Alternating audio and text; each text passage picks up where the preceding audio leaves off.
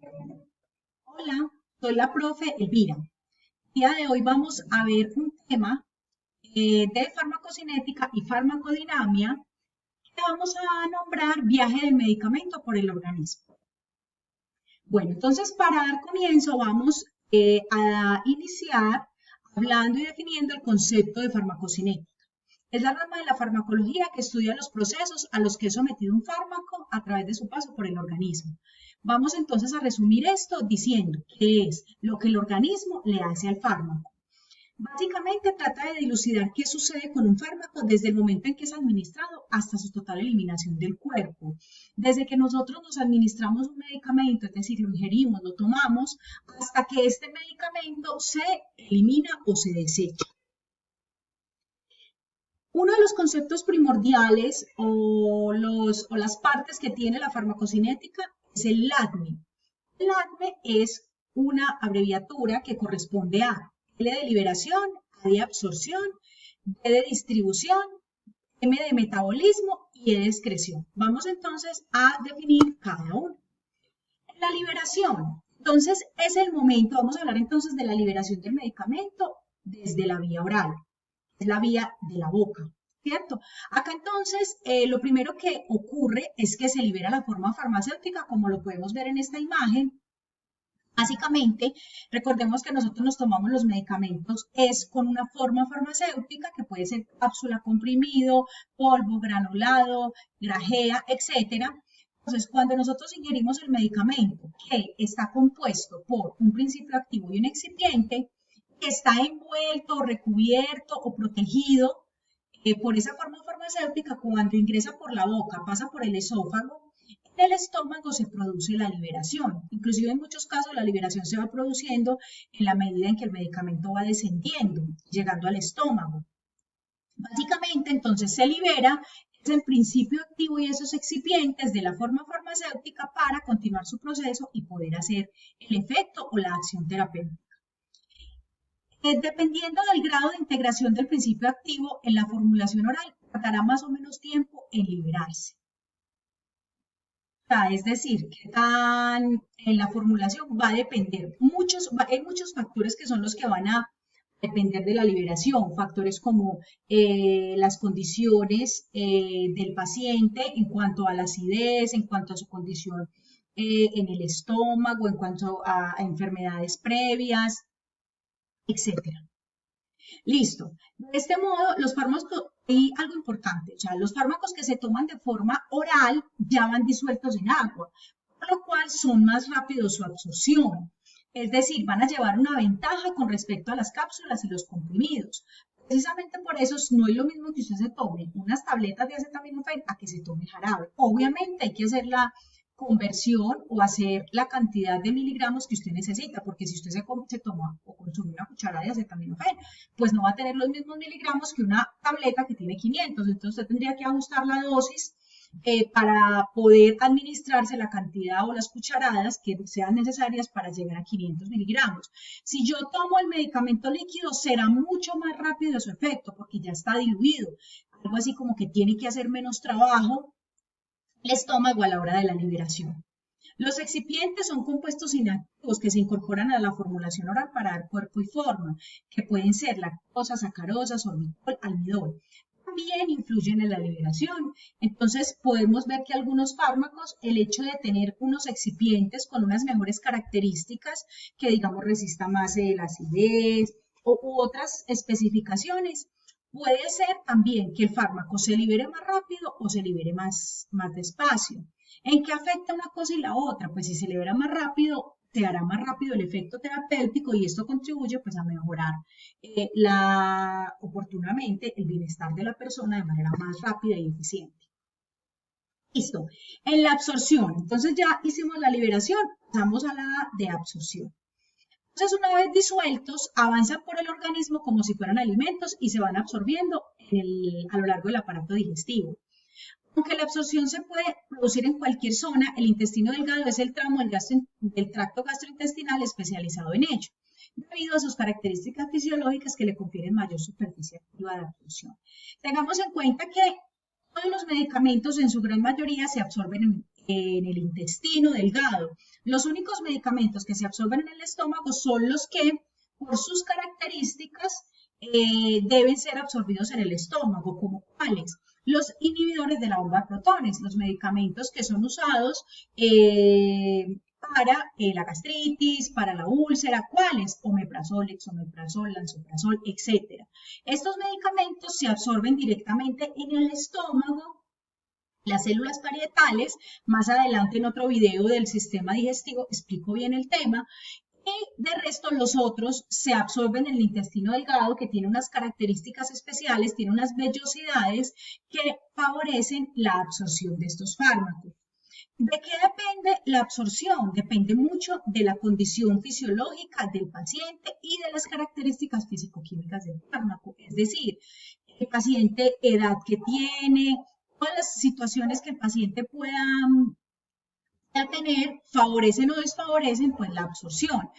En el caso de las físico-químicas, pues los medicamentos se desarrollan o se elaboran con unas cualidades, por decirlo de alguna manera, o propiedades, mejor dicho, que hacen que el fármaco se deba absorber en el intestino delgado o en el estómago, como dije anteriormente. Los fármacos se pueden administrar con la intención de producir efectos locales. Cuando hablamos de efectos locales, hablamos de la piel, hablamos de los medicamentos que por sus características van y actúan en el lugar. Entonces, por ejemplo, los óvulos, por ejemplo, las cremas, los ungüentos, etc. Para ellos, la absorción es una desventaja. Cuando se busca un efecto sistémico, es decir, que entre al cuerpo y que haga el efecto, pero dentro del cuerpo, o sea, es decir, que lo ingiera o que ingrese al cuerpo, la absorción es el primer obstáculo que el fármaco debe superar de su largo recorrido hasta el sitio de acción. ¿Qué pasa? Si la absorción se afecta, entonces yo me tomo una tableta de 500 miligramos y mi absorción se ve disminuida por características como edad, como acidez, entre otras, u otra enfermedad. Entonces no se va a alcanzar en sangre los mismos 500 miligramos, sino que se pueden alcanzar 250, lo cual va a desfavorecer el efecto terapéutico. Entonces, la absorción siempre va a ser un obstáculo para alcanzar ese sitio de acción y las cantidades y lo que requiero para mejora. Por eso en muchos casos en pacientes con problemas que tienen vómito o que tienen alguna otra enfermedad se utiliza la solución inyectable, sea vía intramuscular o intravenosa. ¿Con el ánimo de qué? De evitar la absorción, ya que esta vía evita la absorción. La absorción depende de la cantidad de principio activo que se pone en contacto con la membrana a través de la cual se va a absorber. Básicamente fue lo que acabé de explicar. ¿Qué es la biodisponibilidad? Es el parámetro que cuantifica la absorción en términos de la fracción del fármaco administrado que alcanza la circulación sistémica y la velocidad a la cual lo hace. Vamos a explicar eso en términos más entendibles para todos. Básicamente es la cantidad de fármaco que llega a la circulación y a la velocidad que lo hace. Ejemplo, vuelvo al mismo ejemplo del acetaminofén. Te tomaste un acetaminofén y solo se alcanzó a absorber 250 miligramos de 500 y esos 250 llegaron en 5 minutos. Esa es la biodisponibilidad. ¿Para qué es importante ese dato? Es muy importante porque permite cuantificar y determinar la efectividad de un medicamento. Yo no puedo tomarme para el dolor un medicamento con una biodisponibilidad de 1 hora, por ejemplo. La velocidad del medicamento es 1 hora, es decir, a la hora me quita el dolor. Obviamente, pues no voy a sentirme cómoda, no va a ser un medicamento que sea efectivo y lo voy a dejar de consumir. Entonces los laboratorios hacen este análisis como parte crucial e importante para poder garantizar una efectividad del fármaco y también la cantidad que alcanza, porque puede pasar que la cantidad que alcance sea menor a la que se requiere para el paciente. Acá podemos ver entonces una imagen donde básicamente, entonces acá en este momento 0 es donde yo apenas voy a tomar el medicamento y acá es donde empieza a subir la concentración. Acá es la parte más alta, es donde yo estoy en el momento donde el efecto terapéutico está, digamos, en su máxima concentración y acá es donde empieza a descender. En este momento es donde debo consumir otro medicamento porque pues ya no hay efecto terapéutico. Distribución. Entonces, en la distribución, ¿qué pasa? Una vez se absorbe el principio activo, este se reparte por el organismo a través de la circulación. Podemos ver que inicialmente los tejidos, a donde va a llegar más fármaco es a los irrigados, donde llega más la sangre. ¿Cuáles son? Corazón, encéfalo y riñones. Y luego se presentan concentraciones, o sea, aquí es donde se presentan más concentraciones más altas. En cambio, en los tejidos menos irrigados, como el adiposo y el músculo estriado, es más lento.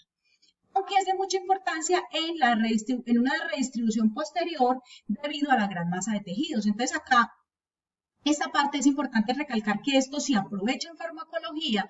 Cuando los medicamentos llegan a los menos irrigados, se aprovecha para las formas farmacéuticas de liberación retardada. O sea, se aprovecha, se busca una tecnología, por decirlo de alguna manera, donde el medicamento llegue a los tejidos menos irrigados y se libere poco a poco.